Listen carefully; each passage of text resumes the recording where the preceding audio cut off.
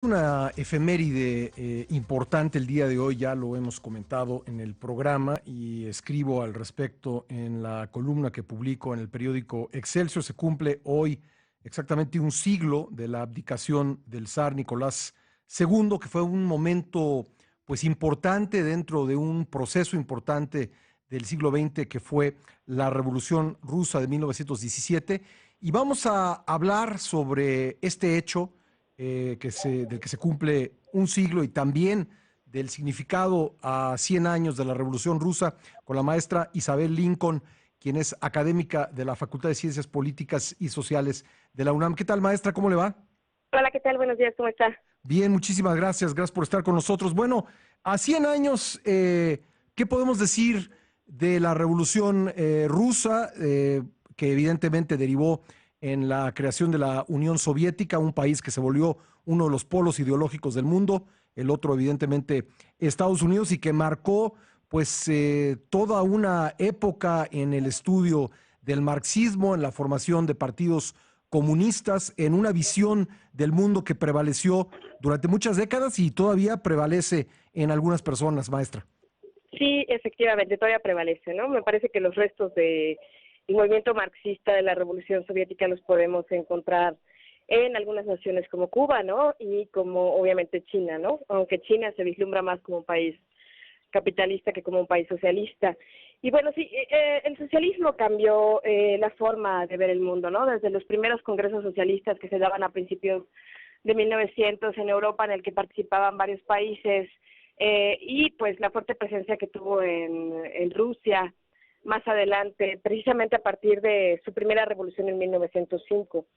Me parece que el antecedente es fundamental, ¿no? Sí. Nos encontramos con que Rusia tuvo o mantuvo la guerra ruso-japonesa que va de 1904 a 1905 y en la que pues Rusia invierte gran parte de su capital y no alcanza a lograr la victoria, ¿no? Entonces, bueno, Japón obviamente gana todas las batallas, como sabemos la guerra termina con la intervención de Estados Unidos, con la presencia del presidente Roosevelt. Los acuerdos de paz se firman en Estados Unidos, pero la guerra va a dejar golpeada, ¿no? Económicamente a Rusia.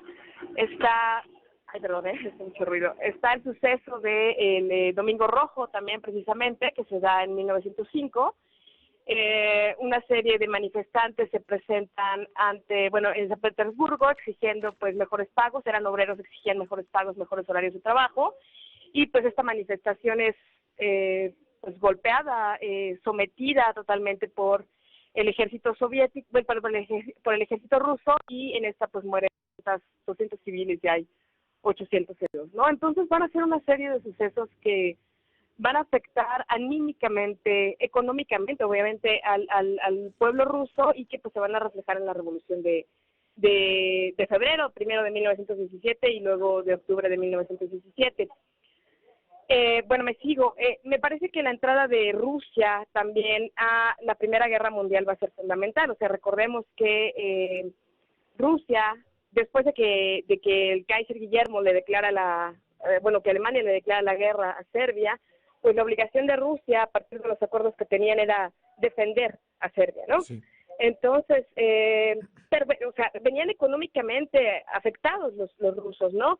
Lo que veía el pueblo ruso era que en la familia real había un enriquecimiento constante por parte de la nobleza, ¿no? Se compraban buques, construían nuevos castillos, hacían grandes fiestas, y pues el pueblo ruso se moría de hambre y se moría de frío, esa es la realidad, ¿no? Entonces, con la entrada de Rusia a la guerra, ¿no? Después de que Alemania le declara también la guerra a Rusia, pues esto va a ocasionar un nuevo conflicto económico para los rusos, ¿no? Y va a llegar un momento en que, pues obviamente el pueblo exige que salga el zar Nicolás, ¿sí? Salga obviamente la familia real, y pues se da inicio a lo que va a ser la Revolución Soviética. Sí me parece importante destacar que a veces nosotros recordamos octubre, ¿no? Y decimos la Revolución de Octubre, la Revolución de octubre de 1917, pero la Pero Revolución no tiene inicia. antecedentes, ¿no? Sí, Antecedentes importantes. tiene antecedentes fundamentales, ¿no? La revolución no inicia precisamente ese mes, ¿no? En febrero inician las movilizaciones por parte de los soviets, ¿no? De los socialistas que buscaban una igualdad.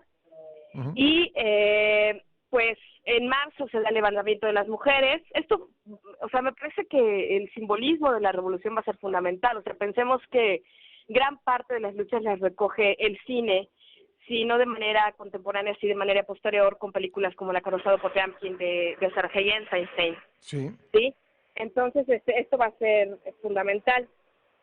¿A qué se debe, en su opinión, que pues un siglo después de estos hechos y tras el derrumbe del bloque socialista, marcada pues por la caída del muro de Berlín, pues todavía estas ideas hayan logrado subsistir más de un cuarto de siglo y hoy estemos recordando el primer siglo del inicio de la Revolución Rusa o la Revolución Soviética?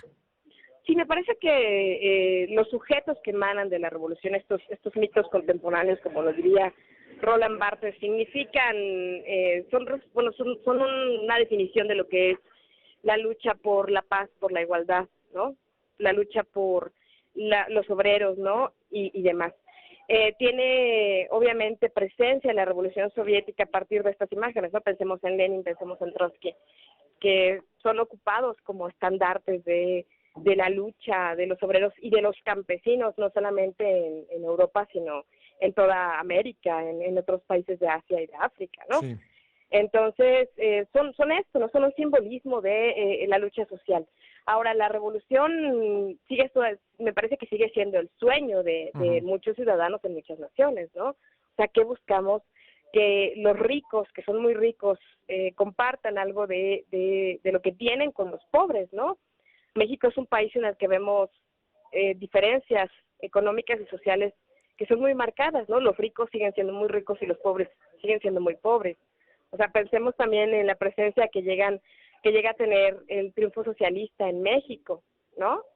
Claro. Con la llegada de Trotsky a México, con el grupo de intelectuales que se unen en torno a la lucha socialista, que en nuestro país se queda como un discurso social, ¿no?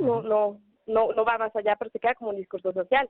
Y me parece que sigue siendo el sueño de un gran número de naciones, ¿no? Me parece que tenemos que reflexionar en por qué no funciona el socialismo en la Unión Soviética. Sí. ¿Por qué funciona este comunismo que en realidad es un capitalismo velado en China? Sí. ¿Cómo funciona esta idea socialista, el socialismo en Cuba? O sea, me parece que eso es algo en lo que tenemos que reflexionar, precisamente a 100 años del triunfo de la Revolución Soviética, del engrandecimiento de la Unión de Repúblicas Socialistas Soviéticas, resultado de todos los conflictos bélicos que se vienen después de la Segunda Guerra Mundial y resultado de la Guerra Fría.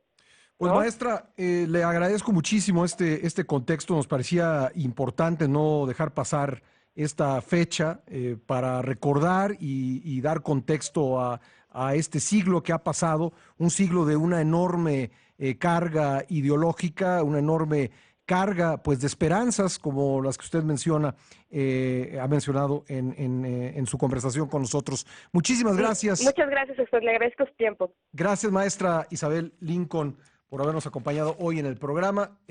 Ha pasado un siglo exactamente hoy de la abdicación del zar Nicolás II y el principio del proceso de la Revolución Rusa que derivó en la creación de la Unión Soviética.